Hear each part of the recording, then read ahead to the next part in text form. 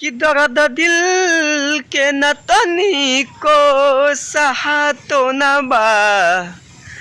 कहीं के करा से कहल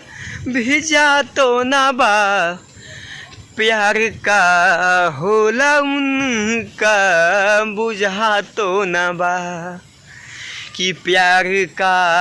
होला उनका बुझा तो न बा कि दर्द दिल के न तनी को सहा तो न बा कहीं के करा से कहल भिजा तो न बा प्यार का होला उन्हीं का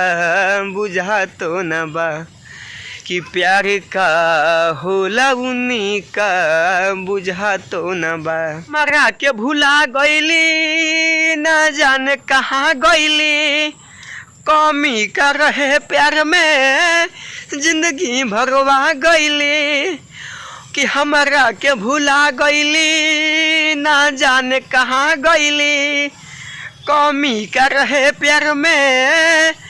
जिंदगी भरवा गईली हो कमी का रहे प्यार में जिंदगी भरवा गईली कि तोहरा से साथ जदि छूटी दुनिया तो माजा लूटी हो तोहरा से साथ जदि छूटी दुनिया तो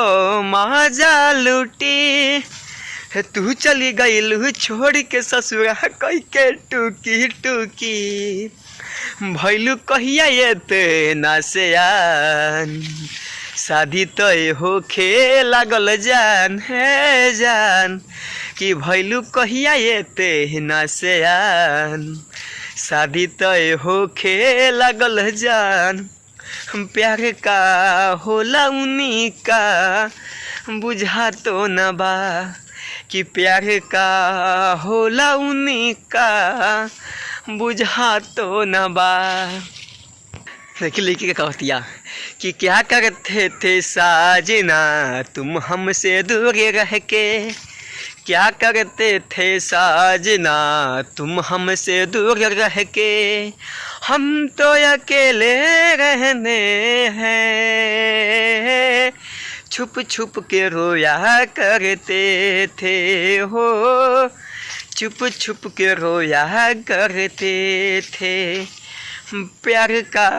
होला उन्हीं का बुझा तो न बा। तो नमस्ते प्रणाम दोस्तों, हम राधे श्याम आप सबको छोट भाई और आप साउंड पूर्ण विश्वास में अगर वीडियो अच्छा लगे तो प्लीज़ लाइक शेयर कमेंट कर अपने भाई की सपोर्ट कर और लाइव दोस्तों मिलते हैं नेक्स्ट वीडियो में।